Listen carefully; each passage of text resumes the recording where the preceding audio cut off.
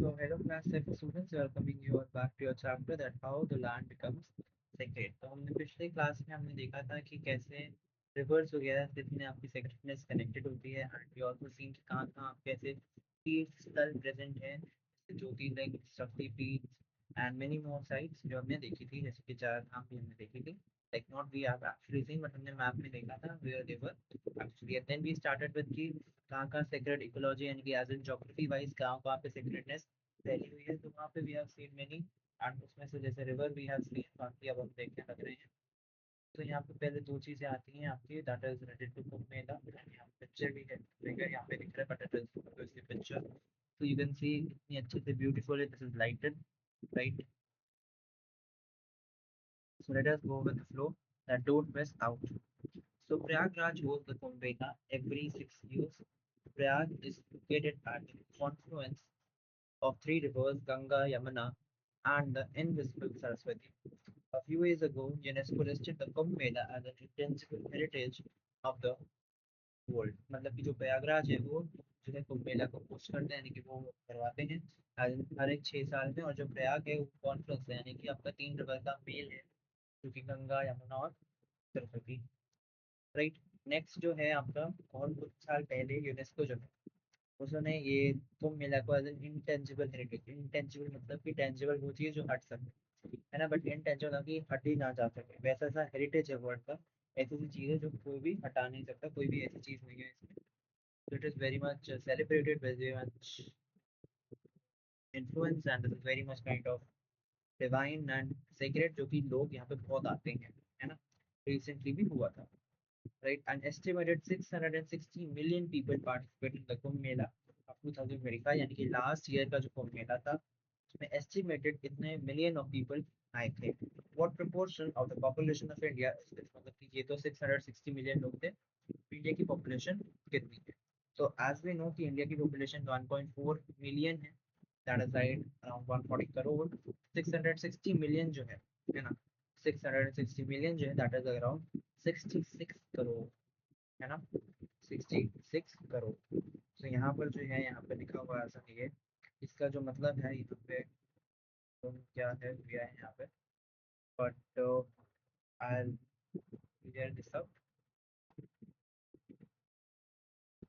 मैं भी अंडरस्टैंड करूँ क्या लिखा हुआ मैंने तो 1.4 बिलियन है और 66 करोड़ है ना 660 मिलियन तो अगर करोड़ वाइज देखें तो 660 60 करोड़ दे लो है ना 60 करोड़ लेते हैं मिलियन बिलियन छोड़ देते हैं 60 करोड़ एंड 140 करोड़ तो अगर हम उसको ही अगेन करें ना then यहाँ पे आई डू 660 डिवाइडेड बाय 140 तो वो आपको हो जाता है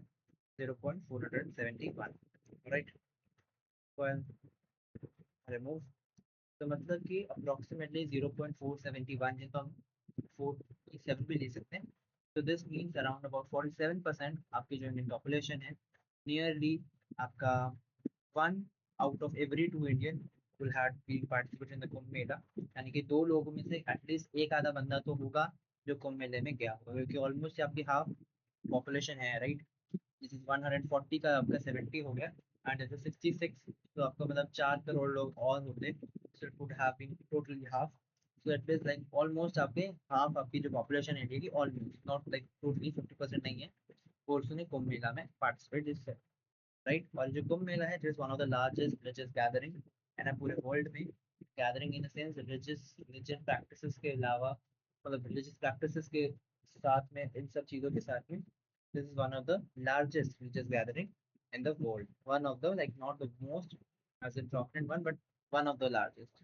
राइट आगे पढ़ते हैं इसके ही बारे में कुंभ मेला के बारे में तो the Kumbh Mela originates in the land of Amrita मंथन यानी कि जहाँ पे if you have the legends of Amrita मंथन यानी कि जो असुर और देवों की एज एन काइंड ऑफ लड़ाई हुई थी एज एन वो हुआ था वो मंथन जो हुआ था मेजरली उसके ऊपर ये आपका ऑरिजिनेट होती है वहां से तो क्या है ये हम पढ़ते हैं द देवास एंड द असुर लाइकली मोर और लेस गॉड्स एंड डीमंस हालांकि भगवान और शैतान आप ये कह सकते हो जो कि आपके ट्रेडिशनली एनिमीज हैं यानी कि दुश्मन थे उस टाइम के so for one joint forces in churning the cosmic ocean to extract Amrita यानी कि उन्होंने एक साथ एज एन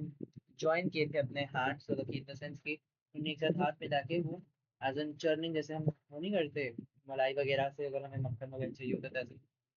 करते हैं, ऐसे घुमाते रहते हैं करछी वगैरह, चर्न करते हैं। तो वैसे ही ओशन को ऐसे करा उन्होंने जिससे कि वो अमृत निकाल पाए। तो अमृत निकालने के लिए they all did this, and amrit means kind of divine nectar, जो that would make them immortal, यानी कि उनको मार नहीं सकता कोई भी। So that is what is your immortality, right? तो जो डिवाइन नेक्टर था वो उनको इमॉर्टैलिटी दे देता, अमर हो जाते वो। एंड इसीलिए जो असुर थे उनको प्रिवेंट किया था, उनको हटाया गया था, मतलब कि उनको ये था कि उनको अमृत ना मिल जाए, है ना। तो to prevent the asur from getting the amrit, Vishnu एक फॉर्म में, that is Mohini, a beautiful lady, that's not the picture of Kumbha which contain the amrit, यानी कि विष्णु जी एक मोहिनी, मतलब कि प्यारी सी लेडी के फॉर्म में आए, जिन्होंने जो एक पिक्चर था कुंभा था जिसमें अमृत था, उसको ले लिया। और इस प्रोसेस में जो कुछ जो अमृत की ड्रॉप्स थी, है ना, मतलब कि जैसे ड्रॉप नहीं गिर जाती अगर हम ऐसे पानी में डालें तो कुछ ऐसे, तो वो जो ड्रॉप थी वो 4 जगहों पे गिर गई। जो 4 जगह थी वो थी हरिद्वार, प्रयागराज, नासिक और उज्जैन। और ये सारी जगहों पे कुंभ मेला होता है, जहाँ पर जिस कुंभ मेले के दौरान में यू वुड यूजुअली लाइक आपके पुराने टाइम के में भी जो नदियाँ थी उसमें आप एक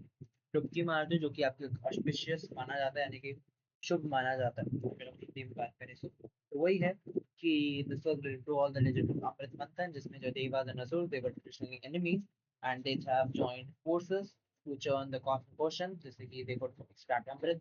that was the divine nectar that would make them immortal. And to prevent asuras from getting the amrit and making them immortal, Vishnu came in form of Mohini, जो कि beautiful lady थी, which snatched the kumbha which contained the amrit, and in this process from the kumbha few drops of amrit fell over 4 places, that was Haridwar, Prayagraj, Nashik and Ujjain. And in all these places the Kumbh Mela has been held, यानी कि यहाँ होता है। And in this Kumbh Mela everyone dip in the rivers, and there was like these are like during the prescribed period, which is considered most auspicious, है ना। तो this is your figure 8.7, जो कि आपको कुंभ मेला का थोड़ा बहुत अच्छा सा व्यू देता है, बताता है that how it is celebrated. Alright, आगे बढ़ते हैं। So how do you think the sacred places are connected with the people, economy, life and activity? Draw mind map to trace this connection, कि ये सारी एज लोगों की economy and lifestyle से कैसे जुड़ी है, हमें वो बताना है। तो पहली चीज़ है कि जैसे सेक्रेट प्लेसेस जो है वो बहुत ज़्यादा जो लोकली वहाँ पे लोग हैं उनकी इकोनॉमी को बहुत इफेक्ट करती है, और उनकी इकोनॉमी को कॉन्ट्रीब्यूट करती है। क्योंकि जो पिलग्रिम्स लोग हैं, जो लोग आ रहे हैं यहाँ पे, तो यहाँ पे आने के लिए दे नीड ट्रांसपोर्टेशन, गाड़ियाँ गुड़ियाँ चाहिए, अपनी गाड़ी वगैरह में आए ना आए, कैब बस कुछ तो करेंगे वो लोग। प्लस वो लोग यहाँ पे आके रहेंगे कहाँ पे, यहाँ पे आके खाना कैसे खाएंगे, यहाँ पे आके और भी जो 100 चीज़ें होती हैं लोगों को रहने के लिए, वो सारी चीज़ें हैं। तो उससे जो लोग यहाँ पे जो लोकल लोग होंगे उनको इकोनॉमी मिल जाएगी, उनको काम मिल जाएगा, which should help them to like prosper in their businesses. So these sacred places will obviously contribute significantly to the local economy, and pilgrims require transport, accommodation, food, and other facilities, which will create employment and business opportunities with for that. So यहाँ पे आप देख सकते हो mind map बना रखा है kind of, जो सेक्रेट प्लेसेस हैं, जैसे कि होटल्स, पिलग्रिम्स जो सेक्रेट प्लेसेस में आएंगे, जो पिलग्रिम्स हैं वो लोग ऑब्वियसली यहाँ पर जाएंगे, जैसे कि hotels and lodges, restaurants and food stalls, local transports, shops which are selling flowers, books and souvenirs, local handicrafts, tour guides, photographers, farmers supplying food, artisans, craft persons, plumbing for local people, development of road, hospital, market, growth of tourism and all that. तो ये secret places हैं, ये आपकी economy को help करता है improve करवाने में, और यहाँ का जो कल्चर है, जहाँ का ट्रेडिशन है, उसको भी प्रिजर्व करने में, यानी कि उसको भी समेट के उसको बचा के रखने में हेल्प आउट करता है। क्योंकि ये एज एन आपका, वो लोग तो काम करने एज एन अपना घूमने इन द सेंस घूमने नहीं, एज एन पूजा वगैरह उस दिन ऐसे स्थल में आए हैं, और आपका जो लोकल लोग हैं उनका भी थोड़ा बहुत काइंड ऑफ इकोनॉमी जब आता है। आगे बढ़ते हैं, माउंटेन्स एंड फॉरेस्ट से कैसे आपका सेक्रेट प्लेसेस, जैसे हमने पिछले चैप्टर, पिछले एपिसोड में, नॉट पिछला चैप्टर, पिछले एपिसोड में we have seen about rivers and everything, इसमें हम माउंटेन्स एंड फॉरेस्ट का देखते हैं। So all over the world mountains are often associated with legends, deities और हीरोज, है ना। पूरे वर्ल्ड में इन इंडिया में माउंटेन्स जो इनको एज एन ऐसे हीरोज से, ऐसे डाइटीज से मिलाया जाता है, right. Also mountains are seen as a symbolic gateway from earth to heaven because of their height, मतलब कि ऐसे जैसे एक वो नहीं होता सिंबल भी उनको माना जाता है, कि गेट भी माना जाता है कि भैया हेवन से अर्थ का कनेक्शन, क्योंकि इतने वो हाइट में लंबे होते हैं। तो अर्थ से अगर किसी को हेवन में जाना है, स्वर्ग में जाना है, तो लाइक माउंटेन का एज एन symbolic gate भी बनाते हैं. That is why many tirthas and temples in India are located on hilltops as well as physical journey to these peaks seen as a symbolic journey to reach the divine. मतलब कि बहुत सारा इसी के चलते बहुत सारे जो हिल टॉप्स में आपके एज इन इतने सारे तीर्थ और टेम्पल्स हैं, यानी कि एकदम टॉप में ऑफ द हिल, हिल जैसे है ना कि पीक पॉइंट पे आपके ऐसे बहुत सारे टेम्पल्स, बहुत सारे तीर्थ प्रेजेंट हैं। और यहाँ पर एज एन जाने के लिए मुश्किलात भी होती हैं, यहाँ पे ट्रैवल करना पड़ता है, पूरा एज एन फिजिकल जर्नी करनी पड़ती है।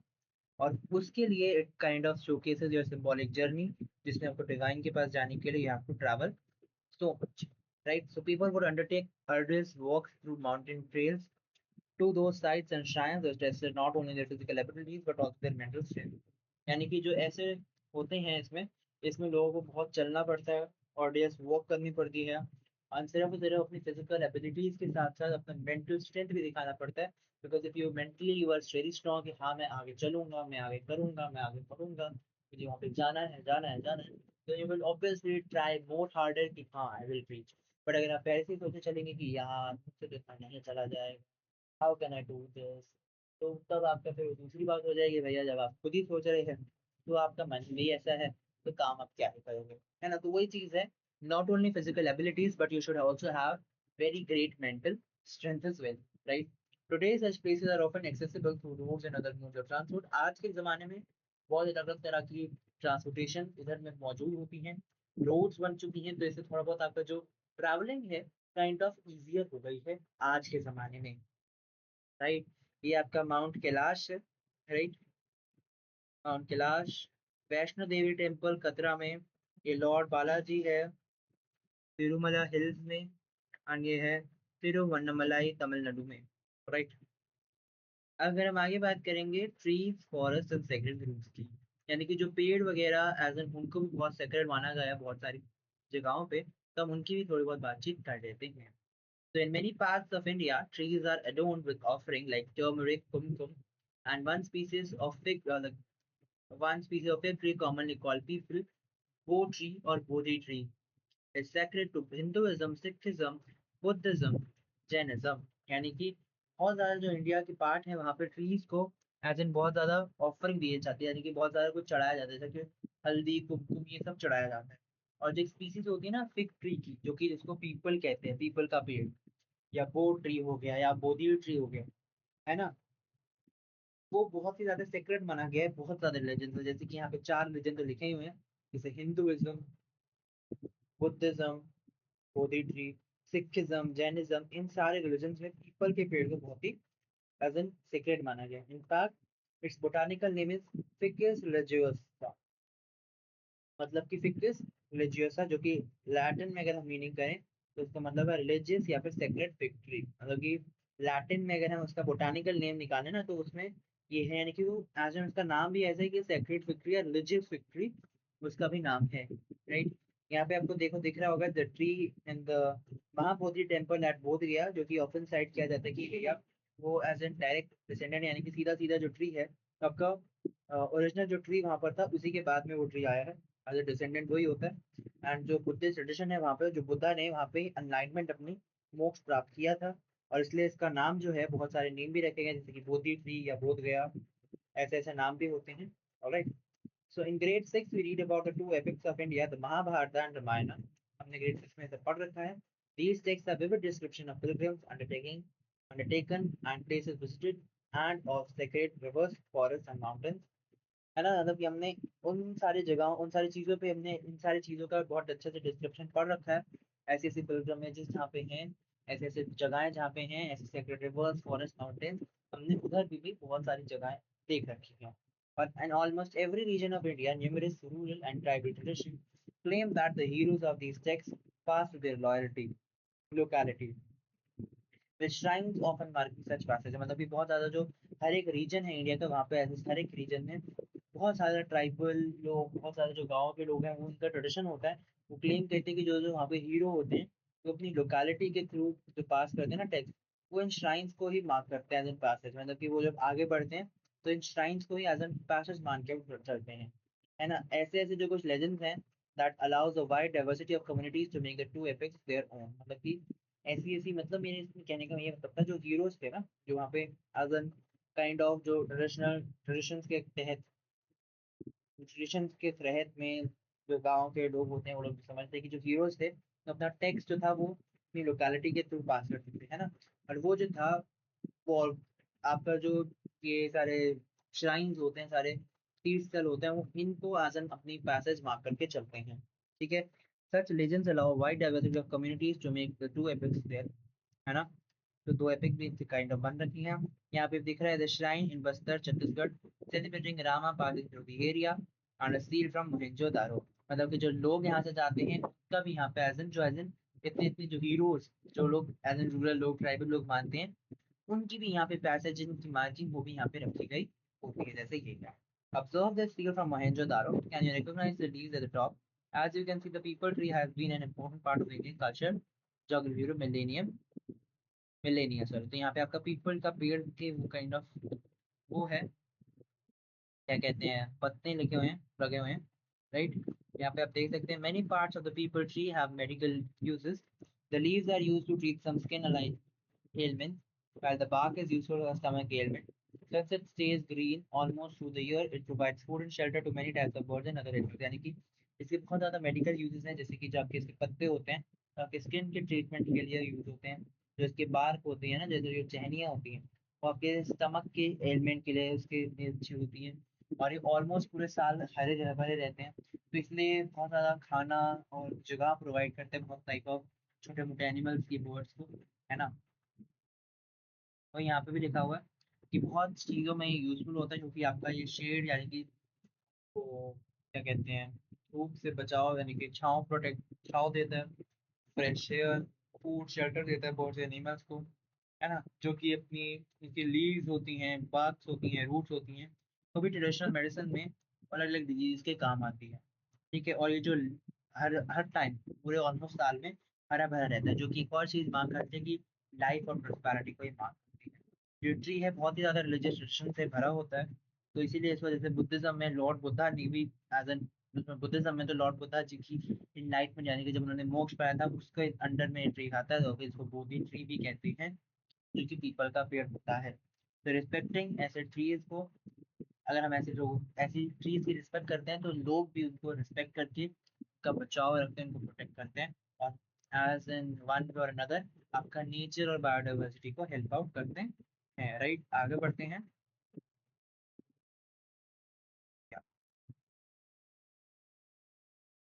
So over time, many rural and tribal communities across India decided to protect and preserve some natural forests from harmful activities such as hunting, tree felling और mining। तो जो बहुत ज़्यादा जो tribal और रूरल एरियाज के लोग होते हैं, वो चाहते ही यही थे कि भैया वो जो यहाँ पे ऐसी चीज़ें हैं, ऐसे जो पेड़ हैं, ऐसे जो नेचुरल फॉरेस्ट हैं, वो उनको बचा सकें, उनको ऐसे संभाल सकें। तो उस केस के लिए उसमें वो कोई भी ऐसी चीज़ जैसे कि हंटिंग, ट्री फेलिंग यानी कि पेड़ काटना, माइनिंग, ये सब नहीं होने देते थे। They saw those forests as the abodes of deities. For example, Ringnew or Basa in Meghalaya, such special forests are called sacred groves in English. And thanks to their sacred status, we have came to shelter great biodiversity of flora and fauna। यानी कि बहुत ज़्यादा जो लोग हैं, यहाँ से सारे जो जंगल हैं, सबका अबोर्ड यानी कि यहाँ पर जो डाइटीज हैं, उन लोग का घर है ये, ऐसा भी माना जाता है। जैसे कि बासा जो मेघालय में है, ऐसे ऐसे फॉरेस्ट जो है वो उनको सेक्रेट ग्रूव भी कहा गया इंग्लिश में,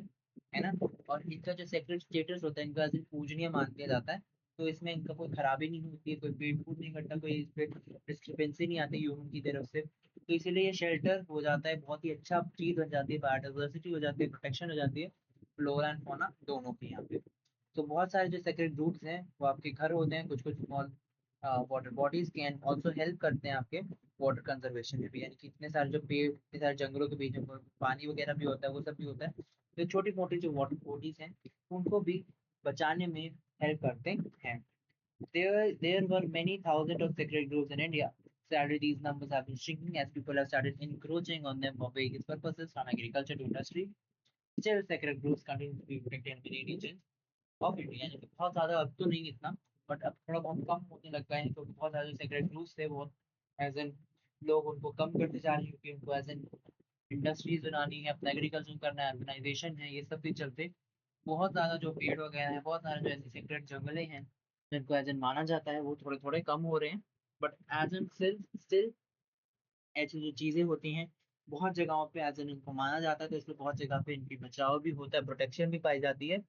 बट एज एन नए नए लोग आते हैं, पुरानी पुरानी चीज़ें जाती हैं, तो वैसे ही थोड़ी थोड़ी चीज़ें इसकी भी एज एन आउट ऑफ वो जा रही होती हैं। राइट, तो आज के इसमें एपिसोड में इतना ही।